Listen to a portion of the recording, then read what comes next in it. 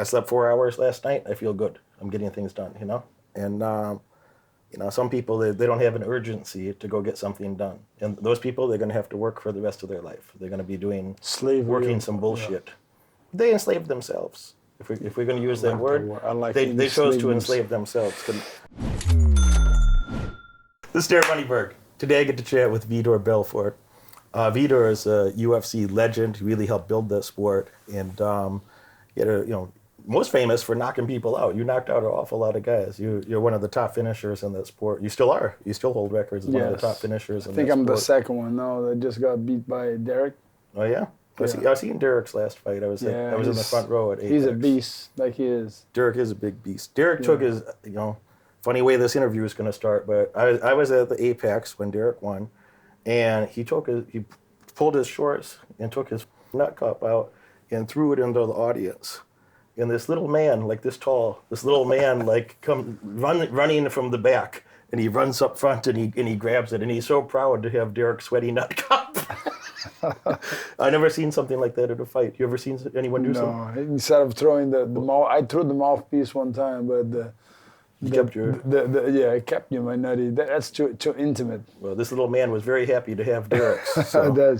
He collect them. If he could get a second one, I think he'd take it. He seemed very excited. He'll put it on eBay. I don't know who's going to bid for it, but I'd pay to not have to touch it. Yeah. But man, you had some extraordinary fights. You fought some of the toughest guys of your generation than some of the real OGs. Yes. I fought the toughest guys in the MMA combat. One of them was John Jones, in 2 weeks short notice with a broken rib. Yeah. And I could have put that victory, but that was a big lesson in my fight because I understood that it's time to be a lion, it's time to be a lamb. And when you're in competition, you got to play with the rules. You got to play, you got to be committed. And when I had his arm start popping like many times, and for some reason, the referee came, I let it go for that second because one more pop, his arm was be gone.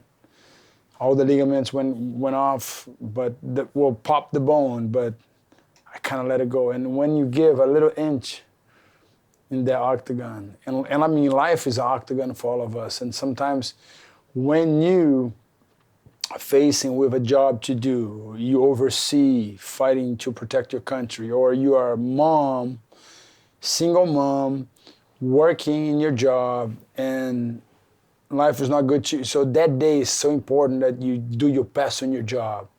So a lot of people tend to let it go of the arm, to let it go of their opportunity. And life can be very bitter, not better, when this moment comes. But that was a good lesson that I took.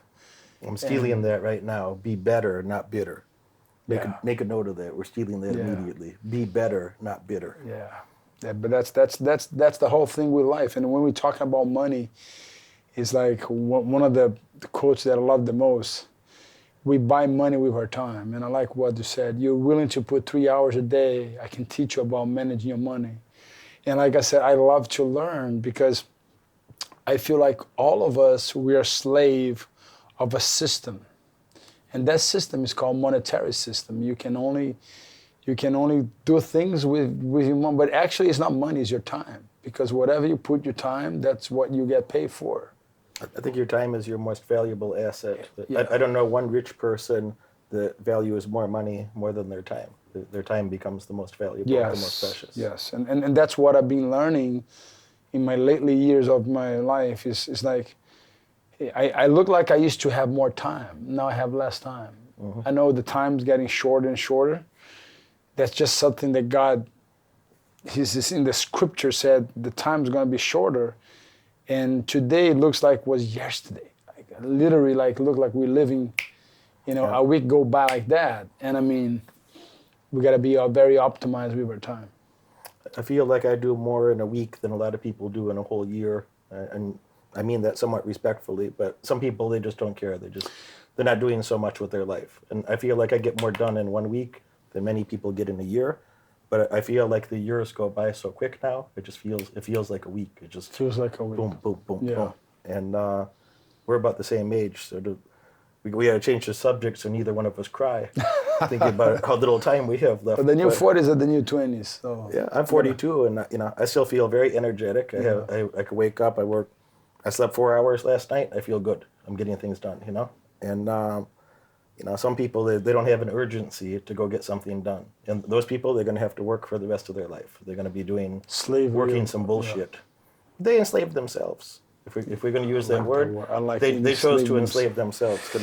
A person that I started making money. I was 7. 7 years old. 7. I was out. What was your first business? I was walking dogs. I was shoveling snow. I was cutting grass. I was raking leaves, trimming bushes, painted the neighbor's fence, built a compost bin for the neighbor. When I was 10, I had my first paper route. When I was 11, I had 4 paper routes. By that time, I did none of them. I just managed them, and other people do them. So I had my first management position. I gave it to myself when I was 11. And, somebody else who was playing video games, okay. But if you spent their childhood playing video games instead, then they're going to complain that they didn't make, as much money. Where somebody who, you spent your life, how much time have you been training for fighting? How old were you when you started? I started in competition since I was 6 years old, competing, swimming, everything I compete. My dad put me to compete. He would say, this would teach you life lessons, compete to win, to lose. I remember I used to cry. My first judo tournament, a guy with a very big guy, he had a long ponytail and he crushed me I lost. It was one of the biggest loss I ever had. And I said, what I can do with that loss was understand that life doesn't go the way you think it should go, and what you do with it is just, and then I had to learn, later in life, I learned that my losses became my lesson. It took a long time for me to go into that stage of how my losses become my lessons is accepting. You have to accept and so sort of to change. If you want to change, if you feel like your life doesn't go the way you want it, first thing you accept, and then you can change. I have many days I wake up and I made a list of things the day before, the week before, what I have to do today, You prepare your day ahead. Yeah, ahead of time I'm thinking, how my schedule is made maybe, 6 weeks, 8 weeks ahead. Wow. And then the small things where there's a little time, then you're thinking, a week ahead of time or a couple of days ahead of time. And, many days I wake up and I don't feel like doing it. I don't want to. And then I just laugh at myself. And I say, well, the success gods don't give a shit what I feel like. So true. The money gods, they don't care what I feel like today. No. But if I get up and I do it anyway, I'm going to get rewarded. Yeah. If I wake up and I decide, well, I don't feel like it, but I'm going to do it anyway, things go better. And, you get in the habit of doing that. And pretty soon you stop asking yourself what you feel like. You just do the thing that you make a goal. You have to do the thing. You said something's true. Listen to your feelings is one of the worst enemies. You listen to your feelings. I'm telling you, man, you're gonna be dead. What kind? I love you said that. What sort of results? A guy that's been a competitor since you were 6, been a world champion fighter. Right? What kind of results would you expect a man to get if he was, more concerned about his feelings than his success? I think people are concerned about their feelings because feeling good, it's a very important thing. But you gotta tell yourself some things. You cannot listen to your feelings because life is a trick. Life is not about how you feel, it's how you do it. It's all about action. Because at the end of the day, success of a quarterback, of a fighter, of a financial, or of a manager is not relying on the feelings. It's like when they're not feeling good, how they do it. So I was talking to my son in the way here, and I was saying it's very easy to worship, praise God when everything goes good. Mm-hmm. It's like it's such an easy thing to do it. But how about you praise and worship and literally praising God for the things you are not grateful for the breath, for the fingers that is working well, for the things that you don't, because you used to, because your leg is there, but you ask someone who doesn't have it, And that would be something like a miracle. So learning the breath, just taking present moment and say, wow, I'm breathing. I have lungs in my air in my lungs. So things like that will give you a perspective that, okay, let me be grateful. And you start looking for gratitude in these days, I'm telling you, you become one of the most happy and successful person in the world. In times where I felt most depressed, I'm not a very depressed person. If I have a negative emotion, I feel anger. I Gotcha. get angry, and then I do something to fix it. Yeah. And if I can fix You it, take action. yeah, I take action. I don't care if I sleep. I don't care if I'm sick. I got to go do something. I got to fix the problem. If I can fix the problem, then everything's good again. If I can't fix the problem, maybe something happened to the world. I can't fix it. I'm a mere mortal. You accept it. Before acceptance, I have a little bit. I feel depressed for, Couple seconds. Yeah, a couple seconds. For a couple seconds, I feel depressed. You digest. And then I laugh at myself about it. And as soon as you can get to that acceptance that you're talking about, I don't have to like reality, but you're a goddamn fool if you don't accept reality. If you could look at your circumstance and say, well, here's the things that are going good. Here's, this thing happened. I can't fix it. And the sooner I can get to acceptance, then the sooner I can get back to productivity again. Wow. And I think that's very useful that you touched on that. And nobody talks about that. Nobody even thinks that way to be able to talk about that. So as soon as you could get to acceptance, then you can get right back to productivity. And something you said about gratitude, that people don't talk about that enough either. That I'm not one of these. I don't do any of this hippie shit where they want to sit around and feel good and say nice things about shit they didn't do. I just think, well, what do I want to accomplish? What's the price I have to pay? Is it worth paying that price? Is it worth the effort?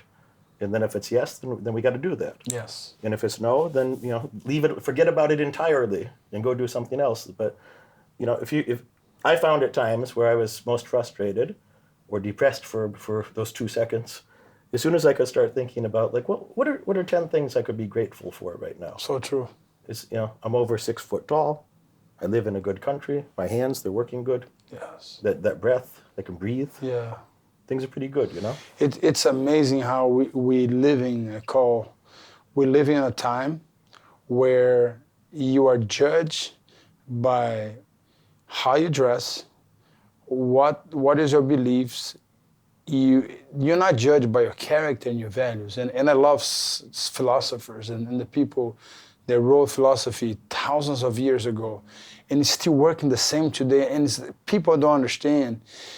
If you lose your values and if you lose your integrity, you don't have nothing. You can have tons of money in the bank. You can have a beautiful body or whatever, but if you don't have your values and your integrity, it's everything you got. And I love Stoicism because it's to be able to deal with struggles and don't complain. Complaining is something that it's just so easy to do. And not complaining, it's a big thing. If you cannot be a complainer, I think you're ahead of the game. I read a lot of philosophy in university. I spent 9 years in university. And if I cared, I could have spent 2 more classes. I have a degree in philosophy. Wow. I have 2 classes away. So your degree in philosophy is worth nothing, by the way. But what I learned from philosophy, you learn how to read. You learn how to write better than English class. Wow. You learn how to think. And what you said about the Stoic philosophers, or Seneca, Cicero, Epictetus, Marcus Aurelius. Oh my goodness, these guys are amazing. There's so many lessons from them that are 2,000 years old, that they're the core lessons for how an adult, a respectable person has to live their life today. Yes. Is the core lessons that are very important today. Very important. And nobody want this boring to some idiots out there that want to watch the new trendy thing, whatever the new trendy bullshit is, instead of what are the things that have been working for more than 2,000 years. So before the Stoic philosophers of the time of Aristotle, Socrates is 2,500 years ago now. Those people knew more about life, that those ancient writings 2,500 years ago Much more than today. is more valuable than whatever the new trendy bullshit is. They know much more. Yeah. They know much more. I'm glad they're not living in this time because they'll be depressed. Yeah, I'm sure their time was depressing as well. Yes. But if they've seen the mass stupidity Oh today, my the God. spread of stupidity is... Yeah, they would literally say, "What you guys are doing? Who cares?" I agree. You know, that's... I already know how you think about this because you really said it very clearly, but I think about, similar as you, that I don't want to be talked to somebody that... I'm a little upfront with my personality, that I'm very Yeah, clear you're about real. who I am. You're real. And You are what you are. So that's a good thing because today's people are a lot of bullshitters. I'm sorry, that's the word, but it's like you buying a tiger, but actually it's a rabbit.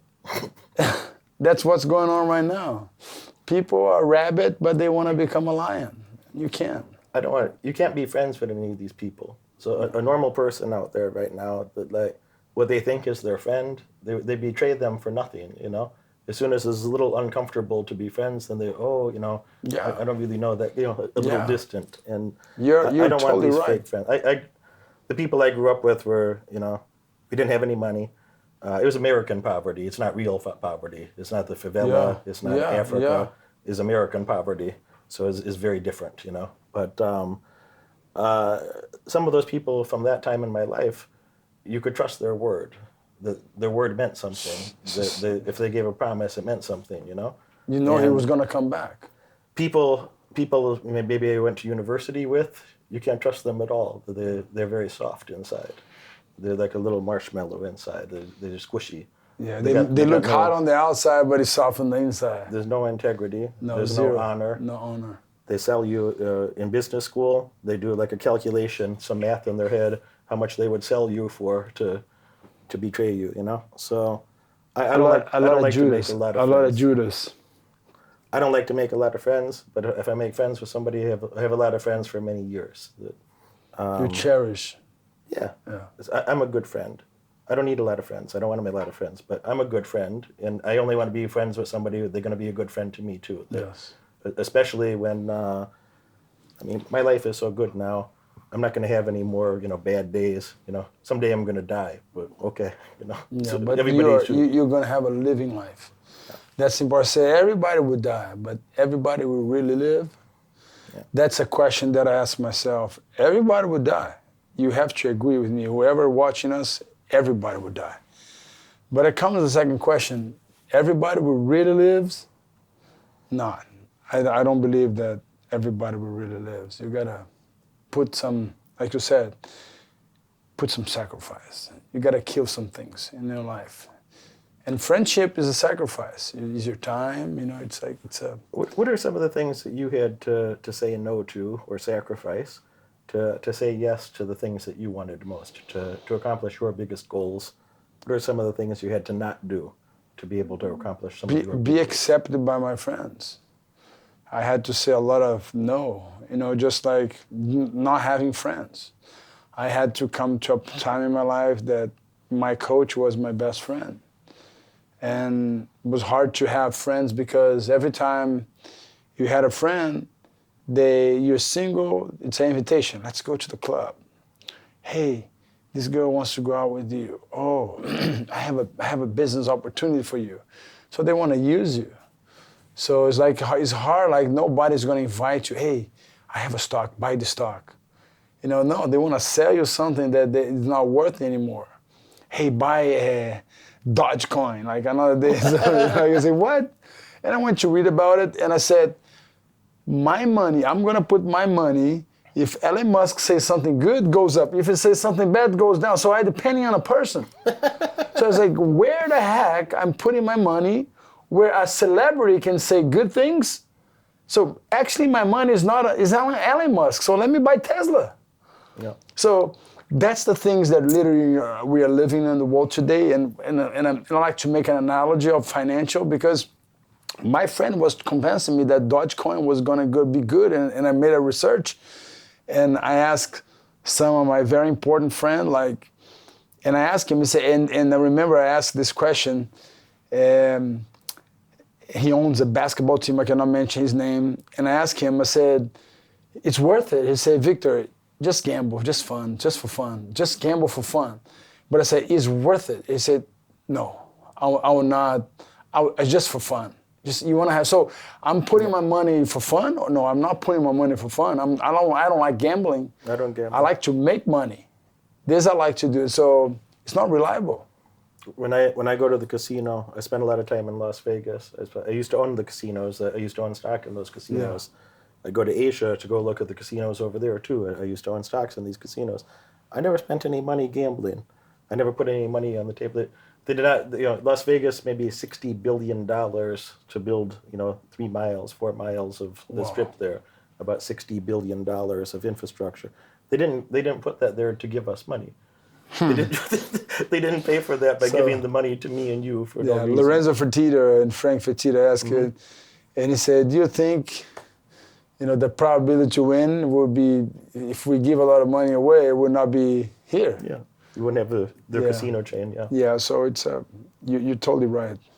And I like the way we are talking about life, because actually money, when we're talking about money, we're talking about your time. And if you can mention how many years you have on earth, probability, like how many, like we don't have a lot of years ahead of us. We have a good amount, but what we have this next 50, 60, 80 years can look like 200 years or can look like miserable years. When a person's born, they don't have 1,000,000 hours. Yeah. So people are so free with their time, and there's a little over 8,000 hours in 1 year, 168 hours in the week, so it's maybe 8,200 hours in the year. If you lived 80 years, is 650,000 hours. Wow. You're good at math, no? I'm pretty good. Wow. When I think about this, is I got maybe I'm 42 right now. So how many years do I got? Or how many, I got less than 300, maybe 300,000 hours. I'd like to sleep for some of it. Hours. When you think about it, you're going to be even more stingy with your time after I say this, is when you think about that, you're going to sleep. You're going to sleep for a while. So you don't have 250,000 hours left, and I don't either. So you think about that, how many hours you want to waste with some asshole that you don't even like? Wow. How much time you want to spend with people that don't respect you or that don't have an appreciation for your time. So your math, you're going to do my math, okay? I'm 45. So let's say I want to live until I'm 105 years old. Okay. 70 years. So I have more 70 years. First of all, you got to get to 105. But I'm going with your numbers. If you got 60 more years. So 60 more years. If you got 60 more years, and then So how many hours?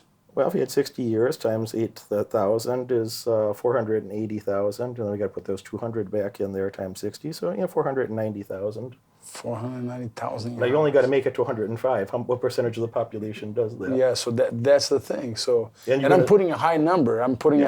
But I mean. And you're going to sleep apart. How many hours are you going to sleep? So I say 8 hours a day. 8? Yeah. 8. What a luxury. So a third of that time is gone. So now you're back to 320,000. 320,000. So how much of that do you want to waste with? Now, you're going to brush your teeth. You're going to eat some dinner, some lunch. So how much time do you want to waste with people you don't like? Wow. So you see. So we start putting the math. So we have 300,000. Let's say another 6 hours a day. No, like brushing teeth, eating, working out. Like let's put like 5 hours a day.